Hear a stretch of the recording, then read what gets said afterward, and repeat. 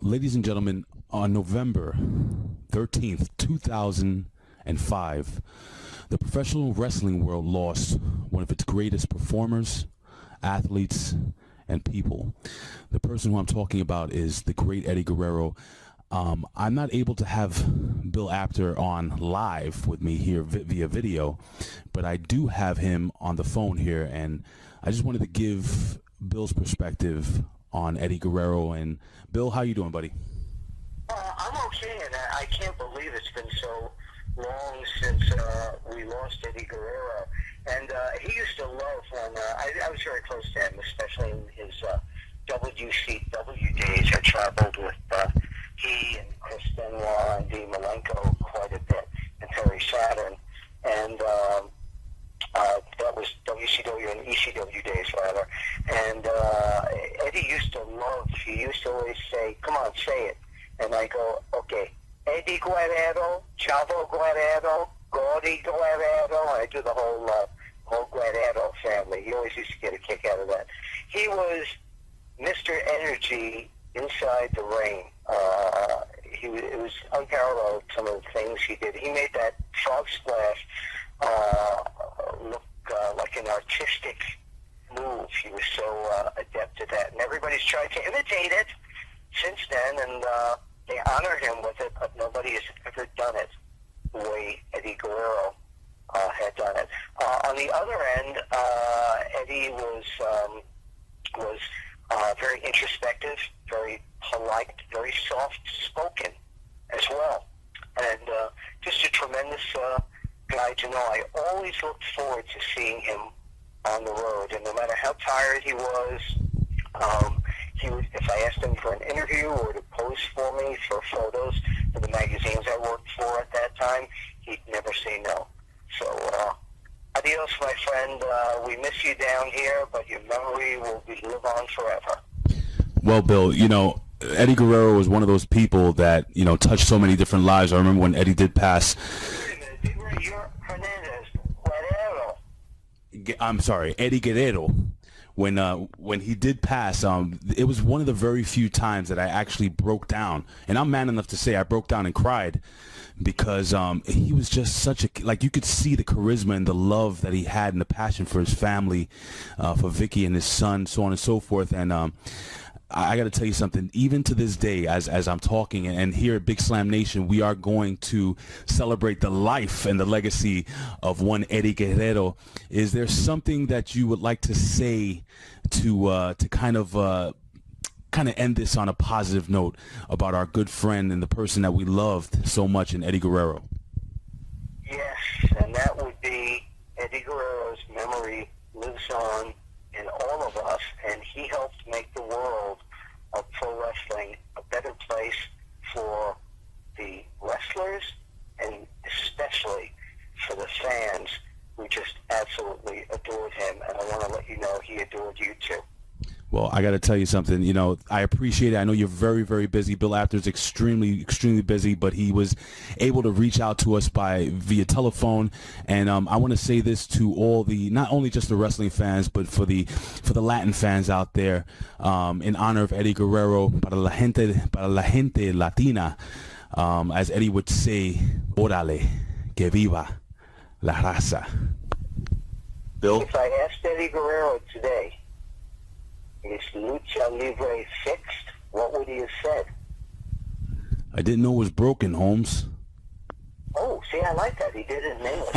Big Ray, thank you for being the head of the Big Slam Nation, and I'm glad to be a part of it here on RunWrestling.com. Well, thank you so much, Bill, for coming on. And ladies and gentlemen, this is Big Slam Nation.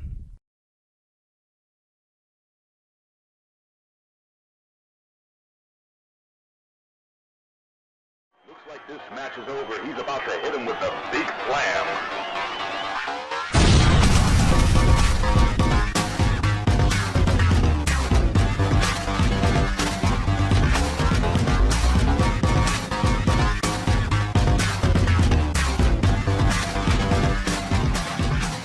Again, thanks for your support, and we'll see you at the matches right here, OneWrestling.com.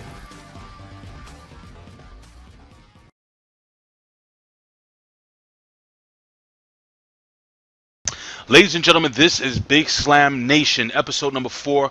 Now, unfortunately, Bill Skyler and Billy Ray Valentine were supposed to be on with us, but unfortunately, Skype is horrible, so they weren't able to come on with us. And I have to give Bill Skyler entire credit for this show. He actually curated and put together this entire show, which is basically based around the life and let's just say the legacy of Eddie Guerrero. But before I even get into that, Bill Apter with a great intro to the show, talking about Eddie Guerrero, giving us his opinions and his thoughts on Eddie Guerrero, and just great stories, and just really putting over the person Eddie Guerrero was. I'm joined here by the Professor Quintana. You can follow him on Twitter at PROFPW Hustle, and myself, Big Ray. You can follow me on Twitter at Big Ray Show. But before we even get into that, we're recording this show 11/13/2015, and over in France, in Paris, France to be exact, a horrible tragedy just occurred with a bombing right outside the soccer stadium, or the football stadium, as most of the world would call it.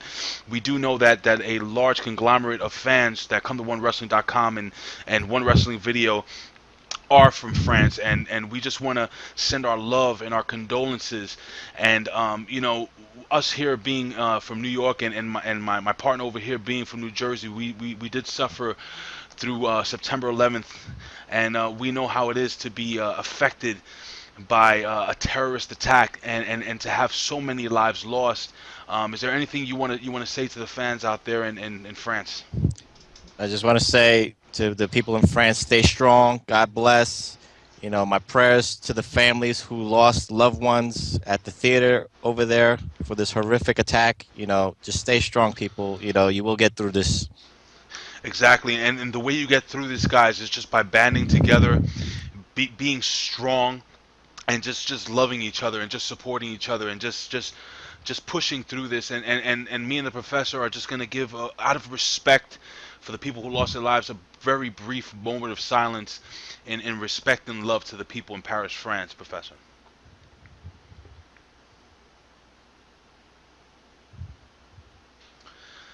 Thank you, guys. All right, so Professor, it's kind of tough to move on from one tragedy, which is really, really real, to another really real, I guess, tragic loss in the world of professional wrestling. But we're not gonna talk about the negativity here. We're gonna bring this up. Ray, it's not a tragic loss. It's a celebration. We're gonna celebrate the life. Celebrate the life of one Eddie Guerrero. Viva la raza. Yeah, that's actually horrible. Don't do that again.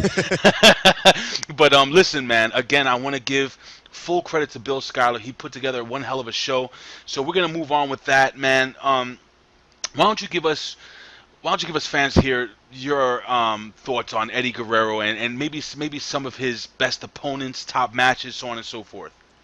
Well, you know what, Slamites, I caught Eddie Guerrero in 1995 when I found ECW, and I saw the technical prowess of Eddie Guerrero in his great classic matches with Dean Malenko for the television title, and also Too Cold Scorpio. And then when he went and signed to WCW, he carried that technical prowess over there, and he had some show-stealing matches, again with Dean Malenko, but also with Rey Mysterio, Chris Jericho. And then you saw the evolution of his character, as the years waned on. When you saw the Filthy Animals, you saw the little bit of the swagger, you saw the attitude, and then WWE. The talent was there, the charisma was there, Latino heat was born. And you know what? And the great thing, Ray, about Eddie Guerrero, when he got to WWE, he adapted to every opponent. He did. Absolutely. And, whether it was the Big Show, to John Cena, to Jericho, Y2J, Chris Jericho in WWE, to Kurt Angle, you saw the technical prowess, but you also saw the charisma, the swagger that he had. And, it's a great loss for wrestling fans, but you know what? Like I said, we're celebrating the life of Eddie Guerrero, one of the best wrestlers out there. Well, it's so funny. We tried to record this before, and Billy Ray Valentine spoke about how Eddie Guerrero faced Brock Lesnar, and at that time, Billy Ray Valentine wasn't watching wrestling. He wasn't the biggest John Cena fan, but he'll say he is now. If I'm correct, A-Track Yes. Brown actually called him and said, "Look, man, they're gonna give the title to Eddie Guerrero," and he couldn't believe it. And when he's seen Eddie Guerrero, not destroy, but defeat the Beast incarnate Brock Lesnar, become the new champion, he was a very proud Latino. How did you feel during that time? You know, that was a great match between him and Brock Lesnar. And I'm Puerto Rican, you know, born and bred.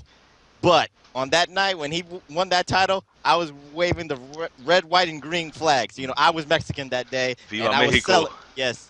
Viva Mexico. Oh, that was bad. That was but, you know, but you know what? I was celebrating with all my Latino brothers and sisters when Eddie Guerrero won the title. And you know what?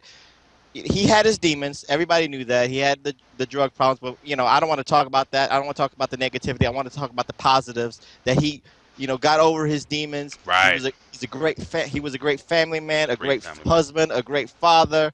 You know, the Guerrero legacy, the Guerrero family. You know, he brought so much to the wrestling business, and like I keep saying, it's a tragic loss. But again, we're celebrating his life and legacy. Absolutely. Now, let me tell you something, man. Eddie Guerrero was one of the very few people in the business that can just give like a little smirk, and you knew that you could read into his devious mind. You knew exactly what he was thinking. Eddie Guerrero was able to put over an opponent in the best ways, man. He can elevate whoever he was facing, whether it was John Cena, or whether it was the Big Show, whoever, JBL. He had some amazing matches with JBL. Bill Schuyler had alluded to that, being one of his best opponents. You know, one of my favorite matches was a best 2 out of 3 falls match with him, with Eddie Guerrero and Dean Malenko in the ECW. I believe it was around 95 or 96. That was the first time I saw Eddie Guerrero, and I knew that guy was going to be a star. I just didn't think he was going to be a superstar the way he was because of his size. But that says a lot to Eddie Guerrero because he was able to overcome not only his demons, because guess what? Nobody's perfect. Am I right? Nobody's perfect. You're right. But Eddie Guerrero was able to surpass that. And Eddie Guerrero was one of the very few people that can have you absolutely love him when he was walking around with China Mamacita, and when he was and if you could pull the mic a little away from your mouth, and when he was you know, beating Brock Lesnar for the World Heavyweight title. But Eddie Guerrero was also able to make you absolutely hate him when he tried to basically take what was it, Nicholas? What was Dominic, Rey Mysterio's son, away from him, and he became a very, very hated man. Thank goodness that he turned face at the right time when he had that final match on SmackDown versus Mr. Kennedy. Just really, really awesome stuff. Eddie Guerrero was absolutely one of my very favorites. And Bill Schuyler actually asked a really cool question. I mean, if you could see a dream match, Eddie Guerrero versus anyone right now, who would it be for you? Ooh, boy, that's a good question. Good question by Bill Schuyler. You know what? Could go with AJ Styles. That'd be a great match. I don't know did they have a match maybe in ROH? I don't think so. Dude, it's like you read my mind. I mean, that would be a great technical match, back and forth. I mean, everybody says about, you know, AJ Styles is phenomenal, but Eddie Guerrero is phenomenal himself. You could have him. You could have Jay Lethal. Oh my God, that would be great matches right there. I mean, a lot of people from ROH, you could, and of course, Daniel Bryan. Oh, Eddie Guerrero versus Daniel Bryan. How about Eddie Guerrero in the Tokyo Dome versus Nakamura? Ooh, that'd be a great match. Ooh, that would be great. Guys, I want you guys out there in One Wrestling Land, or the Big Slamites, as you say, whatever the hell that is. Sounds like something that'll eat your house. But I want you guys to leave your comments below. Give us who your dream match would be. Who do you think would be really, really cool for Eddie Guerrero to face a dream match? I would love to hear from you guys. You guys leave the best comments. Hit us on Twitter, guys. Follow us at One Wrestling, at Big Slam Nation.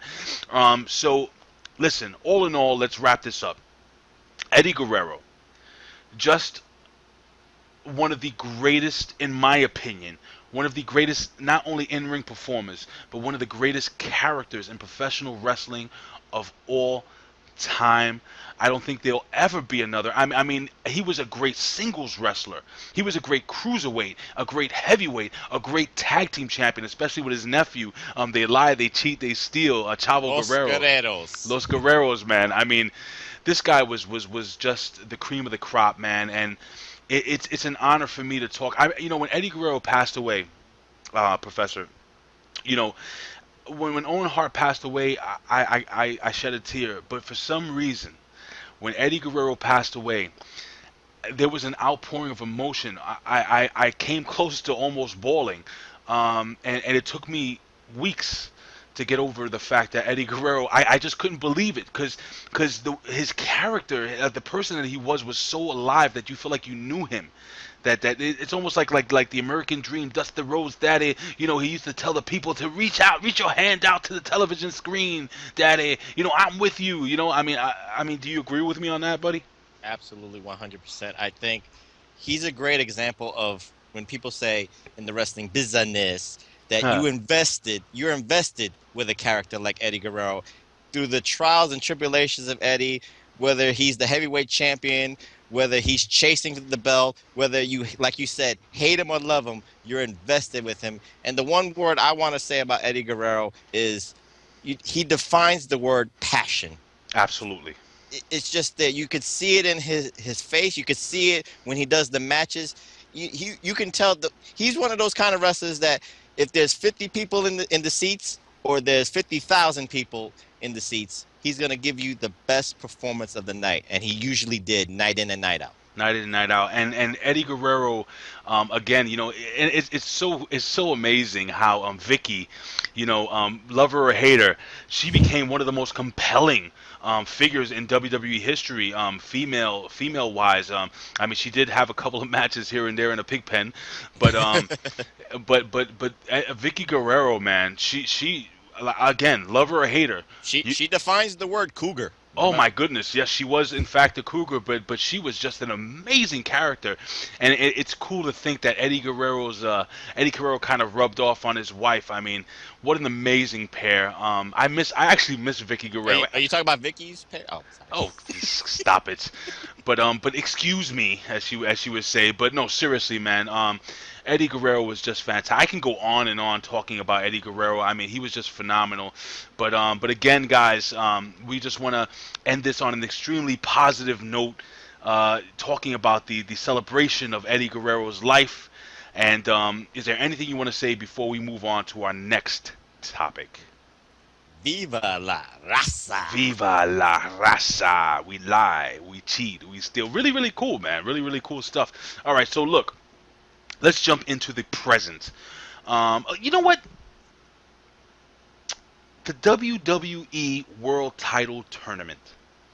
Ooh, what a subject that is. Wow, it is a subject. And speaking of the World Title Tournament, and speaking about great undersized Mexican wrestling superstars, who saw Kalisto defeating Ryback? I didn't. What about you? You know what? I got to give credit where credit is due. Billy Ray Valentine called it. He did. Said Kalisto would beat Ryback. And initially when we were talking about this off the air, I said I thought he was joking. He said, no. I think Kalisto and Alberto Del Rio will fight each other in the next round because WWE wants to take advantage of the Mexican market. And Billy Ray Valentine is right. So I got to give him credit where credit is due. All right. So then next up, we're going to have one of the matches that in the next round, because we did have Roman Reigns defeat the Big Show. And Roman Reigns listen, they're planting that seed. It feels like 1998 all over again, where The Rock basically told Vince McMahon to shove it. But he ended up joining the corporation. What was it? The corporation, right? Yes, the corporation. And now the authority reaching out to Roman Reigns, offering him the world. It's kind of like that old, if you guys are know anything about the Bible, where Jesus Christ was standing on the mountain and the devil was tempting him, offering him the world. That's basically what Triple H did. Triple H offered Roman Reigns the whole world. And Roman Reigns basically told him, shove it. And Triple H said, well, welcome to the back of the line. He defeated the Big Show, but his next match is against Cesaro. I wanted to know what your thought process is regarding that, because I have an interesting thought process regarding that. Well, you know what? To go a little bit off the subject with the tournament, I'm just a little bit disappointed with the placements. Okay, You talk know, about it. you was about to say about Cesaro. I did not want Cesaro in the Roman Reigns bracket. If this is like the NCAA, he should not have been. He should have been on the other side. I think this would have been a great opportunity to showcase Cesaro's in-ring abilities. He could have made it to the finals. He could have, faced Roman Reigns in the finals, and you could have done a swerve where Cesaro could have joined the Authority. I mean, people might have not liked it, but at least it's better than having a predictable outcome with Roman Reigns, circa 2.0 joining the Authority. Number one. Number two, on the other side, I'm hoping. This is just me. Even though you know me, Ray. I go against the grain with you guys when we do these picks for the Apter Cup. I am going to be the future Apter Cup champion. Okay. But you know what? It's like the tortoise and the hare. I start slow, but you know what? I'm going to come at the end big. Okay. But That sounds personal, by the way. But go ahead. But I really want to see in the finals Roman Reigns against Kevin Owens. I think Kevin Owens is ready for the main event slot. I think he has the charisma. He can engage the fans. Just like Eddie Guerrero, Kevin Owens can, you can love him, you can hate him, but you're invested with Kevin Owens. And I think he would be a perfect member for the Authority, in my opinion. I'm gonna tell you my thought process, and you're gonna think I'm crazy when I say this. I already think you're crazy, regardless. Well, obviously. Now let's go to what I call the weaker bracket. You have Owens versus Neville, and Neville defeating Barrett. I didn't think they were gonna actually put Neville over, but then again, Barrett hasn't won a match in God knows how long. And we had Ziggler, who I knew was going to beat The Miz, and I knew Ambrose was going to beat Tyler Breeze. And I had alluded to the fact that I don't even know why they put Tyler Breeze in this damn tournament. But then again, I don't know why they put Titus O'Neil and Kalisto in the tournament. But now we kind of see where they're going with the whole Kalisto thing. Now, Roman Reigns versus Cesaro. I think this is the WWE's chance to, as Vince McMahon would say, shake things up. And if right now Cesaro, you're going to think I'm crazy, but I would put the belt on Cesaro. Why? I think Cesaro is ridiculously over. Cesaro would be unexpected to win, but he should win because he deserves to win. He's probably the best of the best in this bunch, other than Owens, in ring. And I could see Roman Reigns just becoming ridiculously frustrated that he didn't take the offer of Triple H and somehow getting in the mix at the end of the tournament, maybe perhaps joining the Authority and becoming a triple threat match. I think Ziggler is going to lose to Ambrose. Ambrose is going to end up facing Owens. Owens is going to defeat Ambrose. Actually, no, I'm sorry. Ambrose is going to defeat Owens. Ambrose, again, the Intercontinental Champion. He doesn't need to win the world title just yet. I think Ambrose will face Cesaro in the finals, but somehow, I think Roman Reigns is going to be in the mix. I don't know exactly how. Sheamus lost his match. And that's the wild card, Ray. I mean, with Sheamus. Right. Losing in the first round, and then maybe whoever wins the tournament, Sheamus could cash in. Absolutely. Hopefully he would lose. I think the fans would like him to lose when he cashes in, because I don't think nobody wants to see Sheamus as the champion right now. I mean, Fame Black is a big fan of Sheamus. Apparently, he finds him attractive. I don't know. We spoke about that in the last show. He loves that mohawk, though. He loves that pale white. No, I'm just kidding. Fame. Please, I'm just kidding, buddy. But all due respect, man, I want them to shake things up. Do I think they're gonna do it? No. I think what's gonna actually happen is it's gonna be Ambrose. It's gonna be Roman Reigns in the finals. It's gonna be a good match. But if the WWE really, really, really wants to shake things up, my friend, I'm thinking maybe having Roman Reigns lose that match. And could you imagine? I mean, what do you think of putting the belt on Cesaro? Do you think it's even possible that they would do that? Ray, that's why I wanted Cesaro on the other side of the bracket, so this way he could work his way to the finals and maybe face Roman Reigns. And to me, my thought process was he's the perfect guy to be Triple H's, underling. He looks good. And if people watched Cesaro in ROH as Claudio Castagnoli. Yes.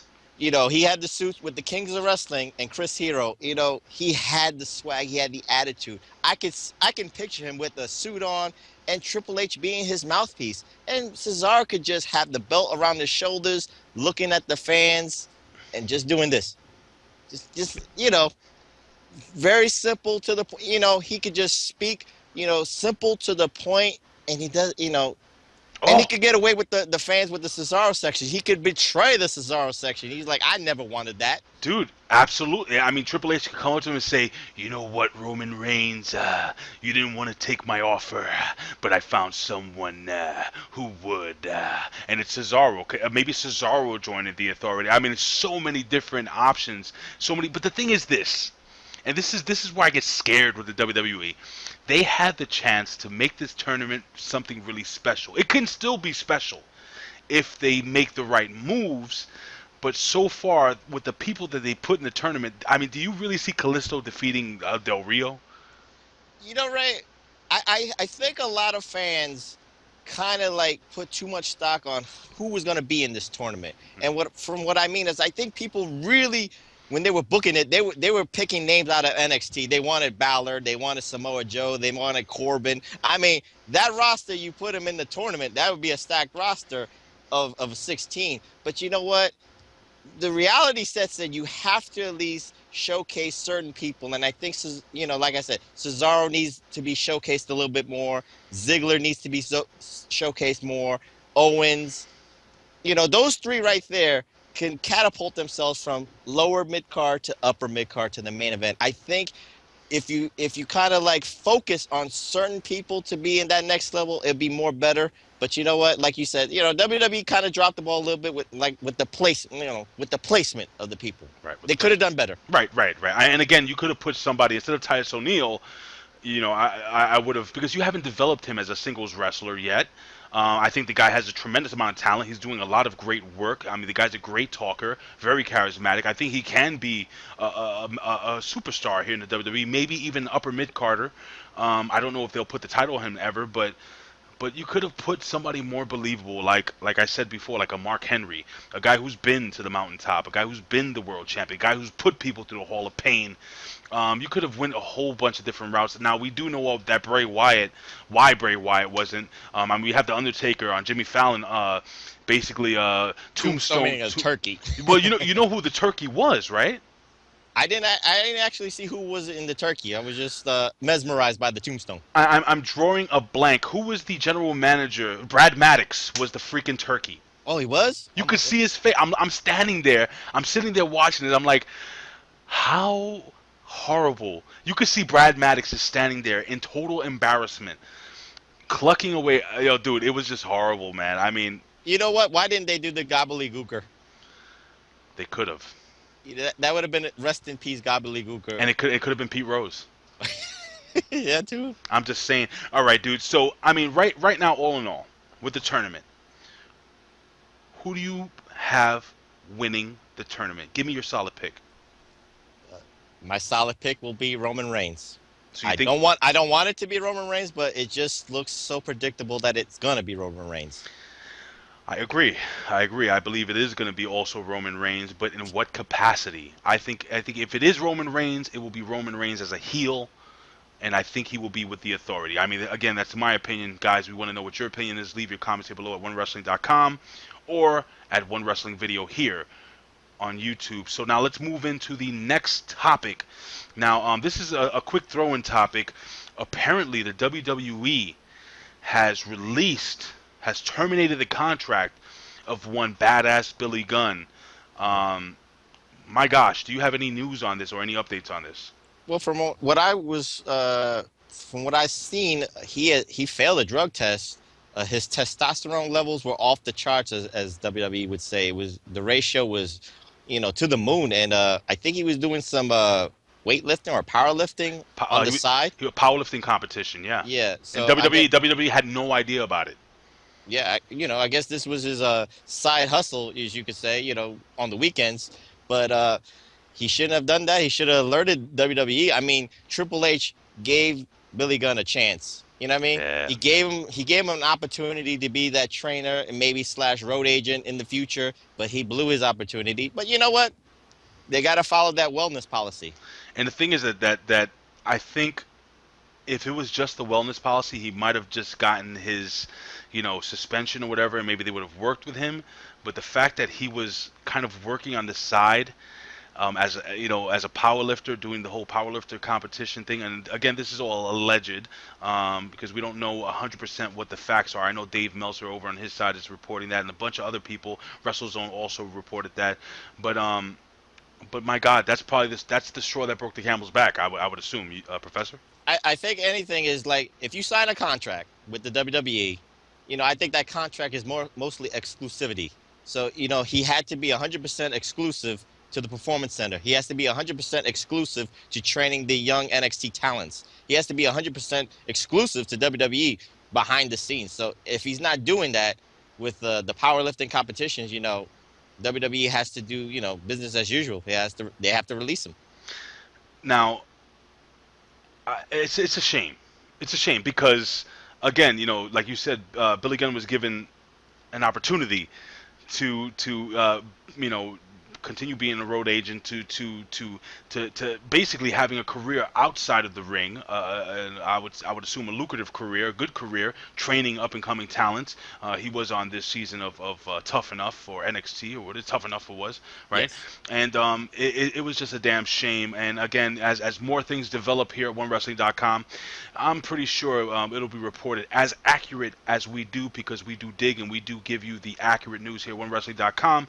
So But you know what, Ray? What's up, buddy? That opportunity that since Billy Gunn is released, that opportunity is going to be for somebody else to be a trainer. So you know what? I mean, it could be X-Pac, it could be Scott Hall, it could be Jake the Snake. I mean, I'm just speculating here, but there's names right there to train young talent. I would love them. I would absolutely love them. I've been clamoring for WWE to give Jake the Snake Roberts a job, either as a talent, as in the ring, or teaching these kids how to cut a promo. I know they had superstar Billy Graham now signed with the WWE Legends contract, and I know he was interested in teaching these kids on how to cut a promo. One of the most charismatic superstars, but I don't think anyone, and I'm telling you, anyone could cut a promo. I think Jake the Snake Roberts is one of the very best at out of ring psychology. So I mean, that's basically where I'm coming from with this. Yeah, you're right. That promo class would be 10 times better with Jake the Snake teaching it. As far as from what I've seen on Breaking Ground, that series on WWE Network. Absolutely. All right, and the next topic I want to basically discuss is the fact that AAA, from what I'm hearing, and Bill Schuyler actually brought this to my attention, stripped Alberto Del Rio of the AAA championship. Do you know anything about this? Well, you know what? I guess Vince McMahon does not want Alberto Del Rio to honor his AAA commitments and maybe drop the title. So he doesn't want Alberto to even set foot in a AAA promotion. So, they got to do what they got to do and make a tournament themselves. So I'm assuming that they're going to have a tournament. Alberto Del Rio. But it's so funny that you say that, because Alberto Del Rio apparently is going to be working with the World Wrestling Council in Puerto Rico. Did you know that? That one I did not know. I have to look into it a little more. I know he basically is going to be working a program in World Wrestling Council, and for some reason, what I'm hearing, you ever heard of Mr. 450? No, I'm not too keen on that side of wrestling. Mr. 450 is the Universal Heavyweight Champion, which is the equivalent of the WWE Champion over there at World Wrestling Council. Okay. And from what I'm understanding, there has been a developing, let's just say I don't want to say work, but let's just say partnership with WWE and World Wrestling Council. WWE is looking for the next Latino superstar, and it looks like Puerto Rico may be a place where WWE is going to look almost like an Indies. When I was a kid, World Wrestling Council was a big deal. Watching the Colognes, I don't know did you watch it when you were a kid? Carlos Colon with his head was like so split open that as soon as he started wrestling, he was bleeding. Yeah, it was like Abdullah the Butcher. I mean, I remember seeing Bruiser Brody or King Kong Brody, whatever you want to call him back then, and unfortunately he died tragically there. But Alberto Del Rio is a very interesting character, and I wanted to talk about that briefly. The whole deal with him and Zeb Coulter right now. Do you think do you think it's actually helping or hurting Del Rio's character in the WWE? I think short term it puts a little notice on Alberto Del Rio, because if he came out there solo, I think it would have been a little bit lackluster. I hate to say that. So I think Zeb Coulter being the mouthpiece puts a little shine on Alberto Del Rio. But long term, can it sustain? I don't think so. It's just hard. I think it's almost a slap in the face to Alberto Del Rio. I think, he doesn't need Zeb Coulter. He could talk himself, and he could have great programs. I think it's just it puts him down even lower to the lower mid card. I don't know. That's just my opinion. All right, so all right. This is my thought process behind the whole Zeb Coulter Del Rio thing. I do like it, but I agree with you 1,000%. I don't think long term it's going to be. I just see Alberto Del Rio going his own way, and the thing is that I just don't understand how a guy who went to Mexico and just totally tore the WWE down, they put him with the equivalent of what would be the closest thing to a racist character in the WWE, and now he's talking about Mex America. I mean, what's your thought about that? Initially, I looked at it. I thought maybe it's not like an insult to Donald Trump, but I think it was just like acknowledging it. Having a partnership and union. Donald Trump talks about putting a wall up, but Zeb Coulter and Alberto Del Rio are united in a cause to unite two nations together. That's the way I took it initially. So I kind of like that, because wrestling always tries to take something that's going on currently with the times and put a little spin on themselves. But you know what? Like I said, long term, I don't know if this can sustain. That's just it. It just it gets a little bit boring. It gets a little bit cheesy with me. But you know what? Zeb Coulter is doing the best he can with something he's given. I just got some breaking news. Just to backtrack, apparently Billy Gunn is already taking indie bookings. Oh wow! And he will be wrestling at PCW. What the heck is that? He's going to be wrestling at PCW. He's going to be on their Road to Glory in 2016, the 5th and the 6th of February, in Envoke, Preston, wherever that is. So wow. He's already taking indie bookings. I mean, my God. Maybe this was an amicable release if he's taking bookings this quickly. Here's the thing, man. We don't know exactly what's going on. I mean, we're just reporting what we know as a fact for now. And, as things, I guess, like I said, as things develop, I guess they'll come out and we'll find out exactly what the hell happened between Billy Gunn and the WWE. But again, it's a squandered opportunity. Listen, Professor, we got a lot in a very short time. Is there anything else you want to talk about before we get off the air here? You know what? I just want to go back with the tournament. Like I said, it's just a missed opportunity. I think I want to just stress it. I mean, if Cesaro and Roman Reigns in the quarterfinals could have a 5-star match, a show-stealing match, a match of the year type of match, you will see the worth of Cesaro. This is Cesaro's WrestleMania match, and he has to put in a clinic. And I think it will be a clinic. I think I think this is going to be probably one of the best matches of the tournament. It depends on, I think the Owens, and again, this is all speculation, Owens Ambrose I think would be a really, really great match. The Lunatic Fringe versus the Canadian Crusher, I'll just call him. But and Ray, and one more thing. And this is not for us. This is for the Slamites to comment on the. Yes, it's for the Slamites to comment on the bottom. Which one do you like, Slamites? Do you like the WWE World Heavyweight Title Tournament or the World Title Series in total non-stop action? Which one do you like better? Leave those comments down on the bottom. Are you serious? Oh, yeah. You know what? There are TNA fans out there, Ray. We have to acknowledge them. And you know what? They're loving their matches. They're loving their 5-star matches. Davey Richards and Eddie Edwards put on a 5-star clinic. A-Track Brown reminded me about that. So you know what? Yeah. I'm a fair man. So we want to hear from the Slamites. Which one is better? Well, what's going on right now with the TNA title picture? Do you have any updates regarding that? Well, Matt Hardy is in the next round, the sudden death round 16. He qualified first. And I believe Gail Kim out of the women's bracket is in the next round too. Well, wait, why are you doing that? Why are you showing that face, Ray? I forgot about the women's bracket. Do they have? I know those are the two that have qualified to the next round. Do they have a midgets bracket? No, because Hornswoggle's still with the WWE, is he? Oh, so he's the only little person wrestling nowadays? I would guess. Let me tell you something, guys, out there in Big Slam Nation. Again, Billy Ray Valentine should have been on with us.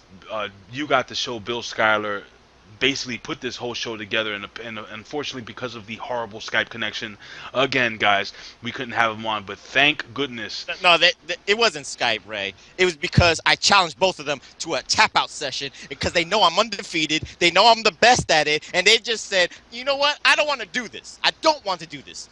Well, you got it, Professor. You are the man. They were doing this. I don't know about that, brother. Were they really doing the whole bowing thing? Of course, because they know I'm undefeated and I'm the tap-out champion. I should have a belt. I should take one of your belts behind you. Oh, my brother, you haven't faced me yet, brother. But that's like Bill Schuyler said. That's a story for another day. Ladies and gentlemen, this has been episode 4 of Big Slam Nation. A shorter episode, but we got a hell of a lot in this show.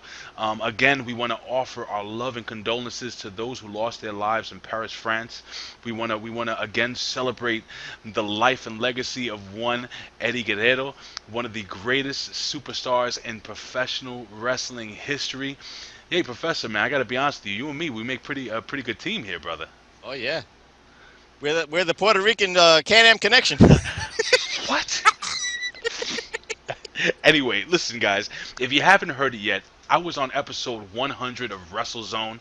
Go to WrestleZone.com. My buddy Nick Hausman and the infidel Bin Hamin was also on that show. And also, I was on the highest rated show, the most listened to show. I'm not going to say it was me, but it just so happened I was on the highest listened to show ever, the Seth Rollins injury update show. Go ahead, Ray. Do that Barry Horowitz tap on the back on that one. No, I'm not going to take any credit for that. Listen, those guys over there are amazing. Nick Hausman and Bin Hamin are fantastic. And also, guys, Bin Hamin, depending if Billy Ray gets the audio up soon, it'll be in podcast form. The PW Hustle with Bin Hamin. I mean, this guy is one of my very favorite characters, and we're going to have him here in Big Slam Nation coming up, and we have and Bill Schuyler has been working tooth and nail to basically bring us amazing guests, and they're going to be coming real soon, guys. If you guys were fans of the Can-Am Wrestling Show, you're going to be very interested to see what we're doing here in the future. So again, ladies and gentlemen, is there anything you want to say before we leave? You know what, Slamites, like I said, leave your comments on the bottom for the question that I proposed, and also leave your comments about the World Title, the WWE World Title Tournament. Who do you think is going to win? Do you think it's Roman Reigns? Is he going to turn heel, or is he going to be face? Leave your comments. Let's have a discussion. The Professor will always interact with the Slamites. Well, really quickly, I'm looking through Twitter, and I have a good friend. He always tweets at us, and his name is Brett Harper. And Brett Harper will be, I haven't really announced this to the guys, but Brett Harper will be our social media / Twitter correspondent. He'll be sending us tweets, and he'll be discussing things with us via Twitter. Give him a follow at Fate of Oceanic. Again, that's Fate of Oceanic. That's my buddy Brett Harper, and he sent us a tweet this week, but I can't really find it, so we'll just move on from there. Ladies and gentlemen, this has been episode 4 of Big Slam Nation. Listen, guys, follow us here at OneWrestling.com, YouTube / One Wrestling Video. You can follow the legend Bill Apter at After One Wrestling. Follow the Professor at PROFP W Hustle. Follow Billy Ray Valentine at Billy Ray Hustle. Follow You Got the Show Bill Schuyler at You Got the Show. And of course follow me. Oh, and don't forget A-Track Brown, who's working again. Follow him at Pharaoh Fancy. And of course the Enigma, one of my main men here, Fame Black. You can follow him on Twitter at Fame Black. Ladies and gentlemen, follow me at Big Ray Show. Professor, I always say this. I would do this for a living, which I'm trying to, guys. So if anyone wants to sign me, hello, I'm here. Hey, me too. Professor will come with me. We're a great tag team. Yes. I would do this for a living, but if I can, I would do it anyway. Why? Because I love talking wrestling. And Professor, in the words of the legend, the icon, Bill Apter, we will see you at the matches. At the matches. Later, guys. Thanks for tuning in. Peace. Love.